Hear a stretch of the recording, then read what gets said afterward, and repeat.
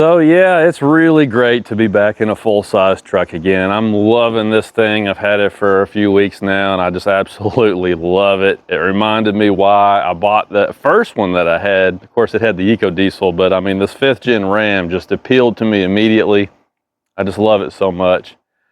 And it's been really handy too. You know, when I had the Jeep Gladiators and the Nissan Frontier and, you know, so on and so forth, you know, when like, for example, when my wife would go to the art shows in various places, you know, we got the tent we have to set up and the displays and her inventory and the chairs and all the stuff we had to take with us. So with those trucks, I would have to basically take a trailer. You know, sometimes I would take the enclosed trailer or maybe rent a U-Haul trailer or something, you know, because I couldn't get it all on the truck. Well, with this, we went to a show a couple of weeks ago and I got everything on the truck. I didn't even need a trailer. It was awesome.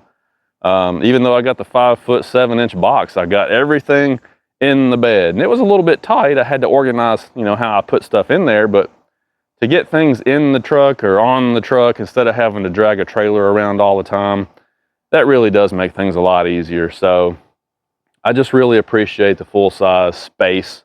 You know, I mean, it's a new truck. The only issue I've had so far was with the tires. Yeah, so a lot of people talk trash about these 5.5 foot boxes, but let me tell you, you can put more in these than you think. We had a whole magnolia tree or whatever this thing is that we had to trim up today. Nobody thought I'd be able to haul it all out of there, and we just started stacking and smashing and stacking and smashing, and then we put a strap over it. So yeah, you can do a lot more work with these than you think. But if you're looking at one of these trucks and it has these Bridgestone Dueler HL Alenza tires on it, let me tell you a little story about these. So within the last 12 months, these have been on national recall.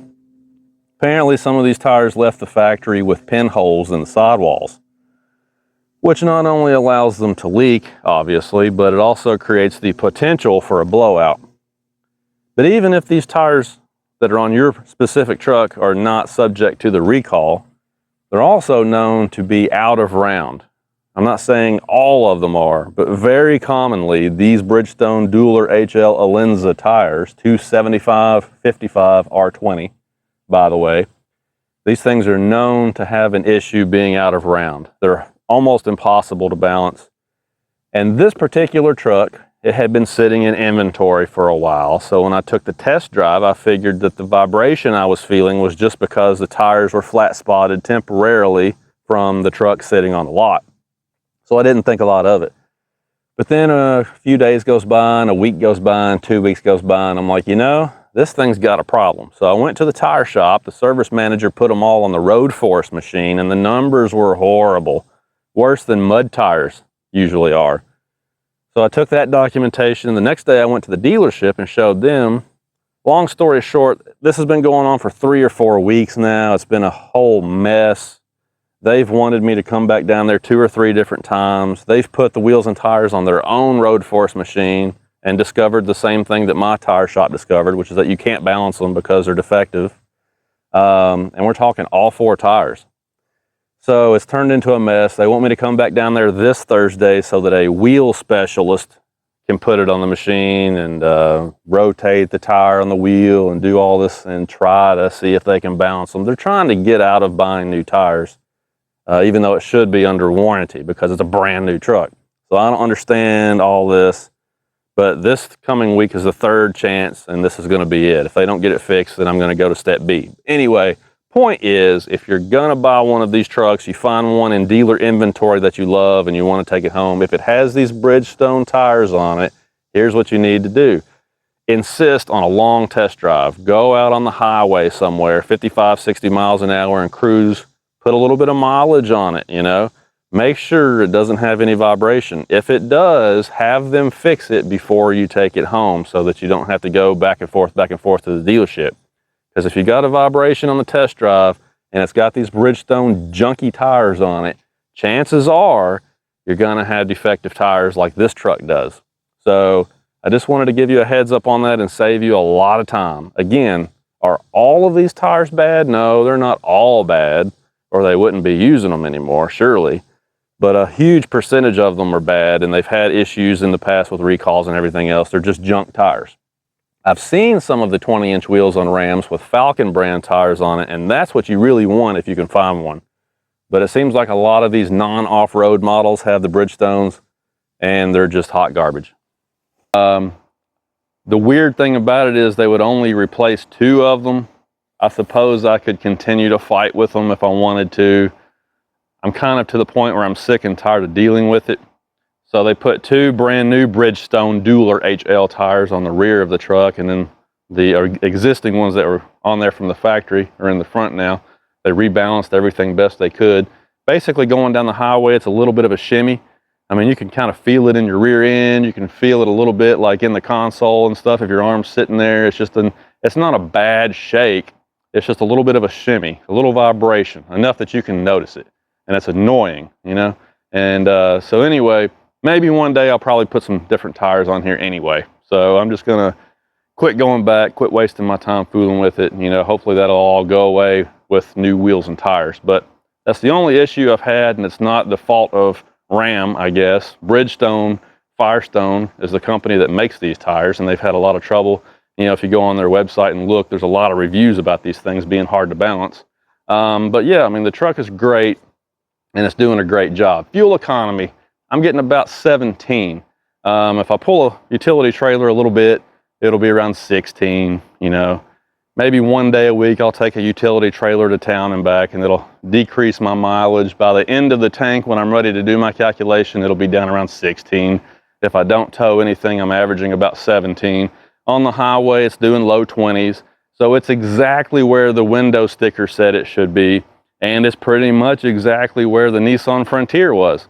So I didn't give up any fuel economy at all to get this extra space and capability, which is really cool. This truck has the 321 gear in it. I've had 4 or 5 Rams. All of them have had 392 axle gears. This is the first one I've ever had with 321s. I absolutely hate them. I just hate them. I guess because my butt dyno, as they call it, is tuned to that extra torque and power from the gearing advantage. I can really tell the difference with these 321s. And some people will say they can't tell any difference. I can tell a huge difference. The way that it shifts is even different. The way it accelerates obviously is different. If you look in the manual, the towing capacity is significantly less on this truck because of the 321 gear and nothing more.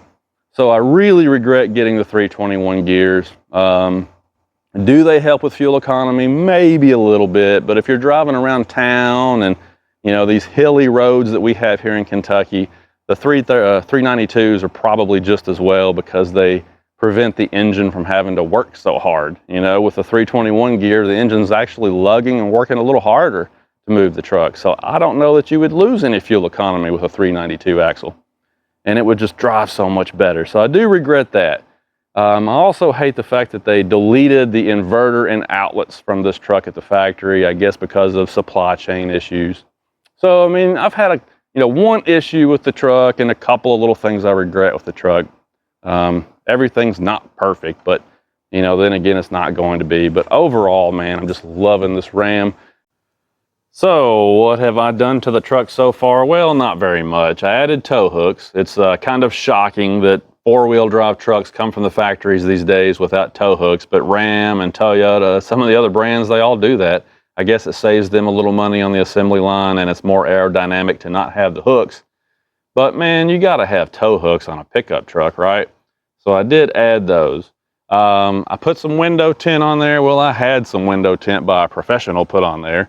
The front windows, I just did 20%. The rear windows and the rear glass back there already have kind of a 20% equivalent on them from the factory. So they just put a light coat of 35 back there. So yeah, if I roll up the front windows, they're a little bit lighter in nature than the back, but that's okay with me. The UV that comes into the truck when you're driving down the road on a sunny day, I mean, you can really feel the difference in heat hitting your skin. No joke, you can really feel the difference. So window tint is one of the first things I do, especially on a black truck like this. Also put the MotoFab lift kit on here. So that's 2 inches in the front and 1.5 in the rear. You know, it's not a huge lift. To me, with that 2 inches in the front, and 1.5 inches in the rear. To me, it kind of sits the way that an off-road group truck sits. So like the North Edition, the Backcountry, any of these trucks with the off-road package, you know, they come with what is advertised as a 1-inch additional ride height. But this truck sits just like one of those does from the factory now, and this has got 2 inches on it effectively.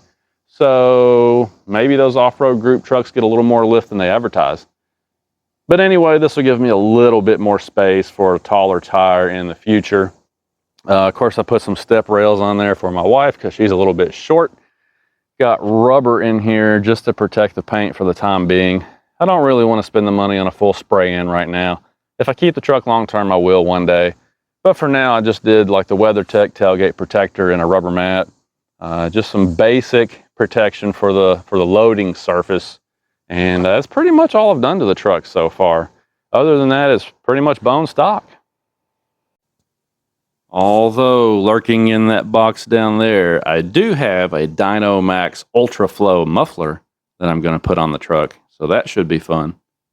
Now the cool information that came out yesterday, which doesn't affect me, but for 2023, which is going to be coming here in about a month, this truck's going to be available with the new Hurricane engine. So from what I understand, you can still get the Hemi, you can still get the Pentastar, you can still get the EcoDiesel, but they're going to add another engine option, the Hurricane, the 3-liter version of the Hurricane, which you've probably heard about by now. Inline 6-cylinder turbo.